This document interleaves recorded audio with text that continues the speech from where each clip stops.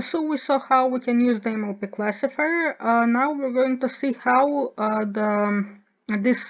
these results that we got can change depending on the parameters. So previously we just used the defaults. Now we're going to try out different settings and see how the scores change. In order to do this more quickly, so we don't have to type as much, I define this helper function here, which we can just call to do this and this step at once. So the first example that we're going to look at is going to be a multi-layer perceptron with a high learning rate. I'm going to call it high learning rate. And now we're going to initialize an MLP classifier. And we're going to set the initial learning rate to 0.5. So we know the default learning rate is constant, so we're going to have this learning rate of 0.5 throughout the whole training process. So now we're going to train this neural network that we created using the fit method again. Actually this time we're going to make this verbose, so that we can look at how the loss behaves during this training.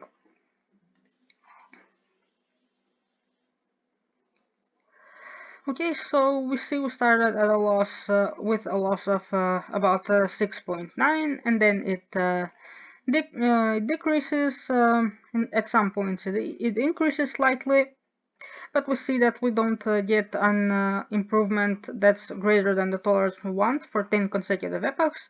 So that's for these epochs here, we don't get the improvement that we want. So we stop training. Now let's see how let's see what's the result that we're going to get if we. So let's see the score of this neural network that we just trained for the training data that we had. So now we want to call this score functions that we defined for X test and Y test, and using the classifier MLP with high learning rate. So here that we see that we got a much lower accuracy than we had previously. So the accuracy is just 18%. We have a very low recall, very low precision. Recall is about the same as the accuracy, and the F1 score is also very low. So we see that using a high learning rate won't let us have, using this learning rate leads to a very bad classification results. So it's important to pick the correct learning rate so that our neural network can actually learn to classify the data better. Next, let's see how this neural network and this classification is going to behave if we have a different number of neurons in the hidden layer. So let's try a neural network with one hidden layer with fewer than 100 neurons. So we create an MLP classifier where the hidden layer sizes. So we still only have one layer, but now we're gonna have only 10 neurons in this layer instead of 100.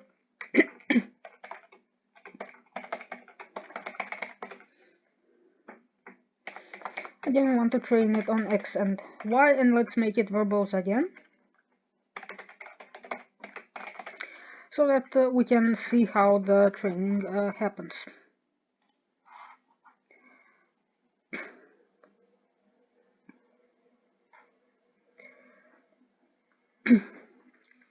Right, so we can see this one iterates much longer than the one we had previously.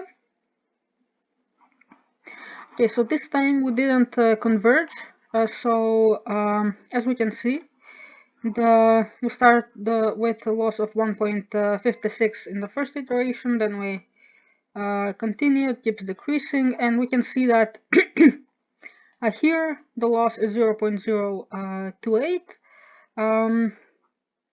However, it still hasn't converged, so it's still a large change from what we had previously. Right, so in this case, maybe we need more iterations to converge with the default solver. Let's see what the scores are for this neural network now, even though it didn't converge and we stopped early.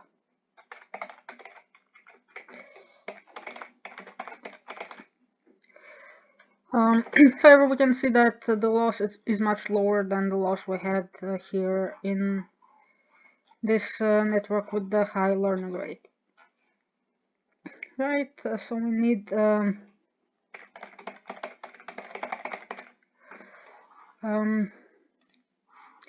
right, so here we see that we have some fairly high accuracy, precision, recall, and F1 score. They're actually even higher than the ones we had previously. So maybe if we had more iterations then and let this training converge, then maybe a network with 10 neurons in the hidden layer would perform better than the one with 100 neurons. Another thing that we want to explore is how the network will behave if we have more than one hidden layer. So let's try a multilayer perceptron with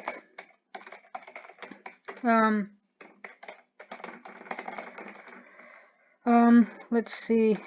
So again, we want to change the hidden layer sizes.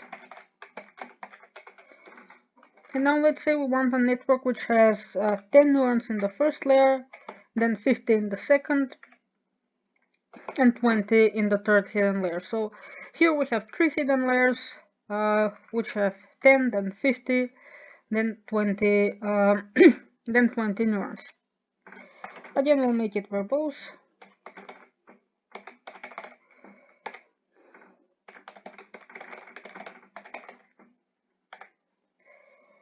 We train it on X and Y. And let's see how it's going to behave.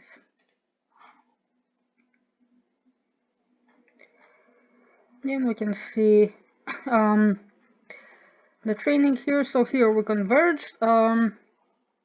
The loss that we had in the last iteration wasn't very different from the one we had in the previous 10 iterations. So here we can say we've converged and we stopped training. Let's see the scores for this configuration.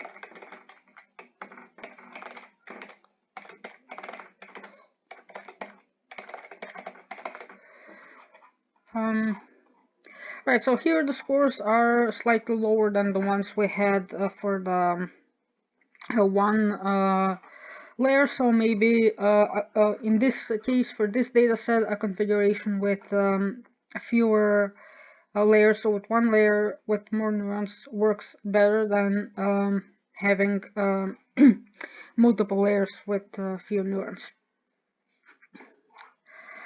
So the next thing that we want to explore is how this network behaves when the neurons have different activation functions. So by default, MLPClassifier uses the rectified linear unit function as activation function. Let's see how it will behave if we use a sigmoid activation function. We'll call this MLPsigmoid.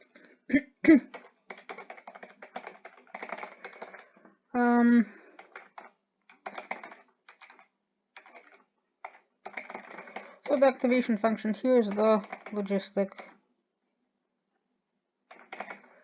function, logistic sigmoid function, and we're going to fit it or train it on X and Y.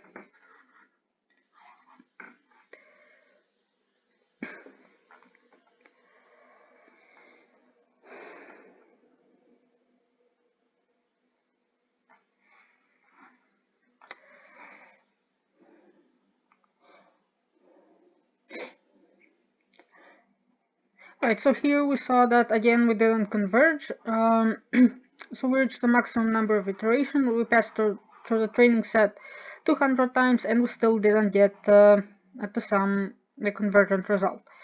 So again, this is what we said. The logistic sigmoid function is not very efficient. It takes many iterations, computationally expensive. But let's see what the scores are using this function.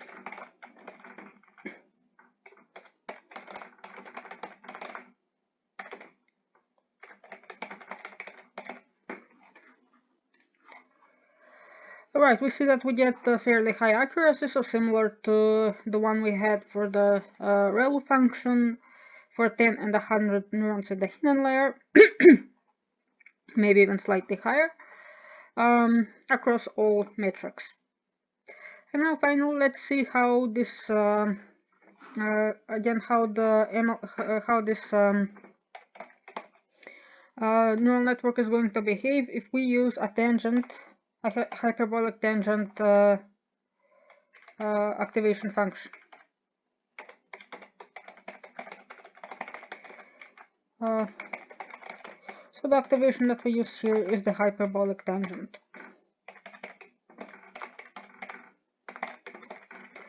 We're going to train it on X and Y. And then we're going to want to compute the scores.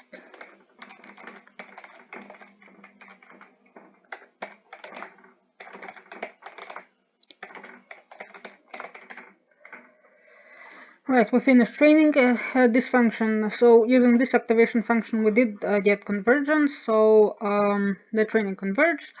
Let's see what the scores are. Here again, we get similar results to the ones we had previously. Again, across all metrics. So the accuracy, precision, recall, and F1 score are all fairly high, maybe even slightly higher than using the rectified linear unit function.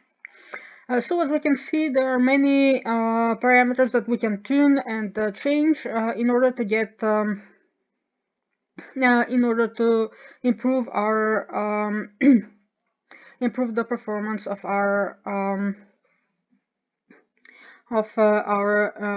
multi-layer perceptron classifier.